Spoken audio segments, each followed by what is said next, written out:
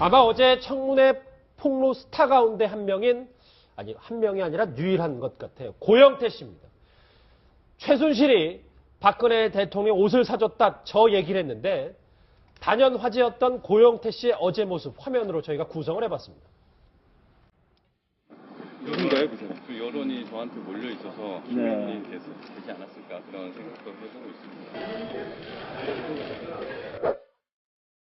그때는 몰랐어요. 최순실 대통령 영향이 있다는 사실. 아니 그때 알았습니다. 그럼 싸우고 나서 후회했어요? 후회 안 했습니다.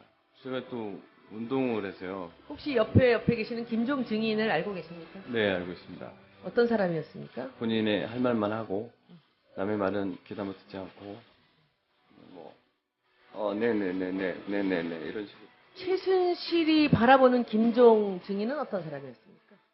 최순실이 바라보는 김종 차관은 수행비서? 저는 고영태 증인을 판도라의 상자를 연 사람이라고 생각합니다. 오늘 고영태 증인은 아주 중요한 사람입니다. 오늘 여기 많은 증인들이 나왔는데 사람 아닙니다. 누가 제일 거짓말을 많이 합니까? 참 저한테 어려운 결정을 주시려 하시는데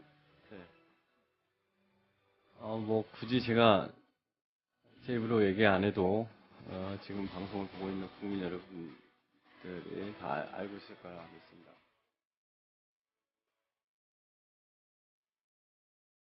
네, 민 원장님 마치 청문회에서 인터뷰를 보는 듯한데 점심시간에도 다른 행보를 보였다면서요? 예, 이제 같이 증인으로 나온 뭐 차은택, 김종, 송성강 이런 분들은 이제 그 구내 식당에서 국회 내 구내 식당에서 이렇게 조용히 혼자 식사를 했는데 고영태 씨는 그 식사로 나오면서 이제 혼자 그 다른 데 가면서 기자분들에게도 식사하시라고 좀 그럼 여유도 부리고 오히려 이제 끝나고 나서는 이 국민들끼리 소상하게 얘기할 기회가 좀 바랬는데 그런 기회가 있어서 오히려 뭐 속이 후련하다고 할까요? 예. 그렇게 아니라 내내 그 여유 있는 모습을 보였다고 합니다. 지금 이제 나갈 때도 국회 빠져나갈 때도 여유가 좀 있네요. 예.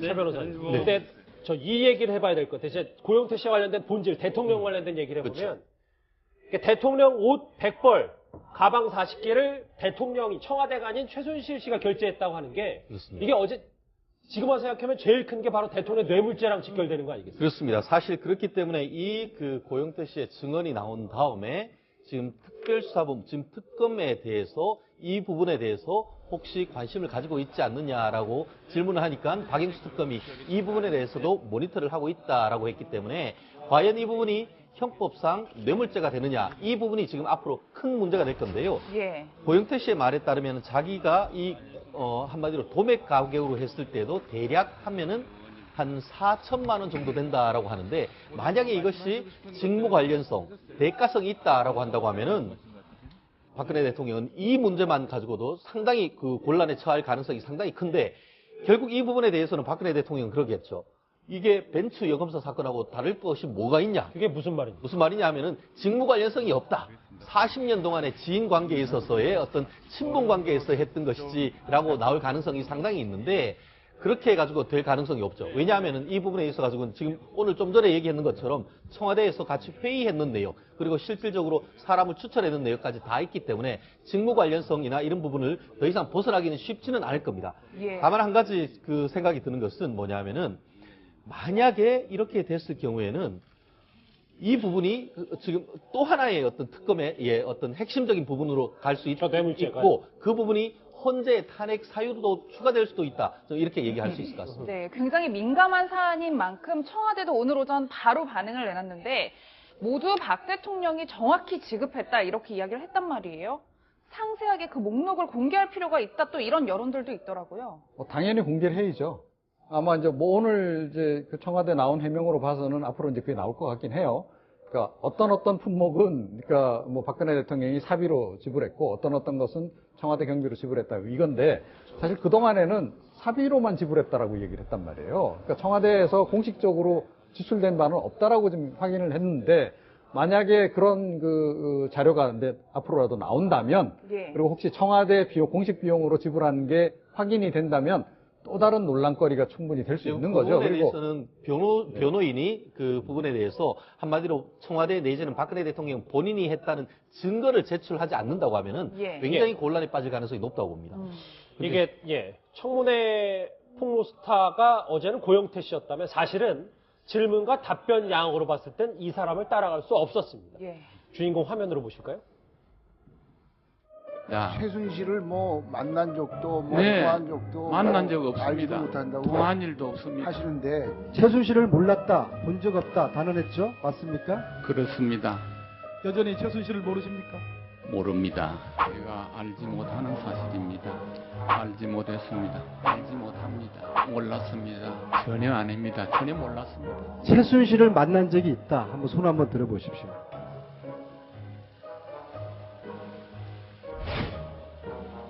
텔레비 안 봐요? 죄송합니다. 위증하지 마세요. 김기춘 증인 당신께서는 죽어서 천당 가기 쉽지 않으실 것 같습니다. 2007년 7월 19일에 있었던 한나라당 후보 검증 청문회. 이때 박근혜 캠프 법률자문위원장이었죠. 그런데 최순실을 몰랐다? 죄송합니다. 저도 이제 나이 들어서 최순실이라는 이름은 이제 보니까 뭐 제가 못 들었다고 말할 수는 없습니다. 그러나 최순실이를 알지는 못합니다. 자, 하늘이 두렵지 않습니까? 접촉한 일이 없습니다. 심대 기자님, 김기춘 전 실장이 모른다만 60번을 했다고 하는데 예. 저 마지막에 약간 착각했다라고 멘트를 어떻게 들으셨어요? 나이가 들어서 그렇겠죠, 뭐. 고지고대로 한번 저희가 믿어볼까요? 그런 뜻이 아니고요. 제가 볼 때는 김기춘 비서실장이 최순실의 존재와 또는 어떤 뭐 문제점 이걸 몰랐을 리는 없죠. 왜냐하면 2007년도에 아시다시피 저도 뭐 그때 저기 편집국 부국장이었지만 가장 큰 현안이 뭐였냐면 박근혜 대통령 입장에서는 저 최순실과 최태민 문제였고 그 다음에 이명박 대통령 BBK거든요. 그렇죠. 그때 뭐 여러 가지 그 자료들이 저기 뭐 돌아다니고 그렇기 때문에 그거를 막기 위해서 만든 게 법률지원단장이라는 겁니다. 그러니까 그거의 저 책임자가 김기춘 씨였기 때문에 제가 볼 때는 내부적으로 논의를 거쳐서 예를 들어서 최태민과 최순실의 문제가 나오면 대통령 후보로 나서려는 박근혜 씨는 어떤 식으로 방어를 하는 게 좋겠느냐라는 걸 논의하는 게 법률지원단장이었기 때문에 제가 볼 때는 김기춘 씨가 모른다는 건 저는 거짓말이었고 다만 하나 제가 볼 때는 여러 사람들이 김기춘 씨를 뭐 법률가라고보다는 법률기술자 이런 표현 법률 미꾸라지 뭐 미꾸라지를 많이 쓰는데 하여간 그 표현이 참 어저께 들으면서 굉장히 예술적이다라는 느낌이 들었던 건 사실입니다. 보세요. 이제 보니까 내가 못 들었다고 말할 수는 없습니다. 뭐 굉장히 예술적으로 빠져나가는 시적이네요. 아니 그런 느낌이 들었습니다. 제가 간단하게 이거 바로 입증을 해드릴 수가 있어요. 김기춘 전 실장이 최순실 씨의 제거 없이 비서실장이 될 수 있었을까요? 불가능했다는 거 아닙니까? 우리가 이제 다 확인했잖아요. 수많은 인선에 다 최순실 씨가 개입했는데 가장 핵심 되는 자리, 그 비서실장 자리에 아무개가 가는데 최순실 씨가 그걸 사전에 검증을 안 했고 자기하고 전혀 상관없는 사람을 거기 데려다 놨을까요? 아니다라는 거죠. 그리고 옛날 얘기를 하나 하겠습니다. 1998년도에 박근혜 대통령이 처음 정치를 시작하잖아요. 자, 그때 그 전 몇 년부터 정치를 하기 위한 여러 가지 활동들을 하게 되는데 그 핵심이 되는 게 한국문화재단입니다. 이른바 신사동 팀으로 알려져 있는 그 한국문화재단인데 한국문화재단에는 이사장 사무실, 박근혜 대통령 사무실도 있었지만 그 앞에 정윤회 씨와 최순실 씨는 거기 산하연구소의 부원장이었어요. 자, 그 두 분이 딱 앞에 자리 있는 겁니다. 그러니까 박근혜 대통령을 접촉하려면 이 두 사람을 접촉하지 않고서는 접근이 안 됐어요. 아예. 그러니까 모든 정치인들이 그랬단 말이죠. 그러니까 그 전부터 그러면 김기춘 씨가 별도로 자기가 박근혜 대통령하고 개별적으로 만나왔으면 모르겠지만 98년 이전에 박근혜 대통령을 개별적으로 접촉한 한 대한민국의 정치인은 하나도 없다. 알겠습니다. 자, 그러면 김기춘 실장은 당연히 그때부터 본 거고요. 그때부터 적극적으로 협조했고 눈에 들었기 때문에 특히 2007년 그 최태민 관련해서 방어를 잘했기 때문에 눈에 들어서 비서실장까지 간 거라고 볼 수밖에 없는 거죠. 엄중하고 어제는 꾸짖는 분위기도 있었지만 어제 2차 청문회에서는 또 한 번 황당 질문, 웃음 포인트도 있었습니다. 화면 같이 보실까요? 최순실을 존경합니까? 좋아합니까? 아닙니다. 그러면 미워합니까? 고영태 증인과 최순실의 관계는 어떤 사이였다고 생각합니까? 굉장히 가까운 관계라고 저는 알고 있었습니다. 굉장히 가까운 관계는 남녀 관계로 이해도 되겠습니까? 네, 절대 그런 관계 아니었습니다. 결혼 몇 년도 했어요? 2006년도에 결혼. 결혼 기념일 언제예요? 몰라요? 결혼 기념일 모르겠어요. 장시호 증인, 제가 미우시죠? 네. 개인적으로 저를 미워하지는 마십시오. 꼭 뵙고 싶었습니다. 어제 저런 기싸움도 있었습니다. 네, 그런데 청문회뿐만 아니라 이들의 불출석 사유서도 지금 논란, 웃음거리가 되고 있어요. 그렇습니다. 불출석 사유서. 제가 봤을 때는 변호사들이 사실 내용을 거의 다 써줬을 가능성이 큰데요.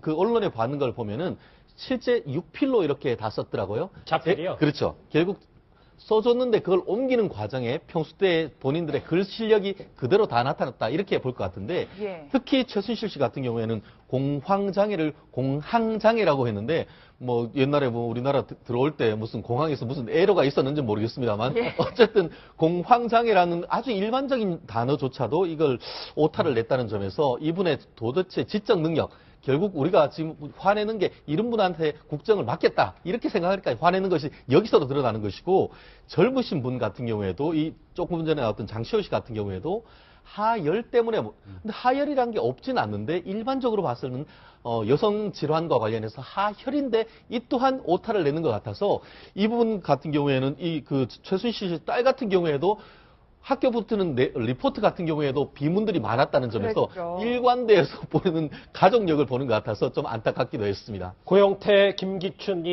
장시호 이 2차 청문회 출석했던 3명의 사람 중심으로 두 번째 얘기를 해봤습니다.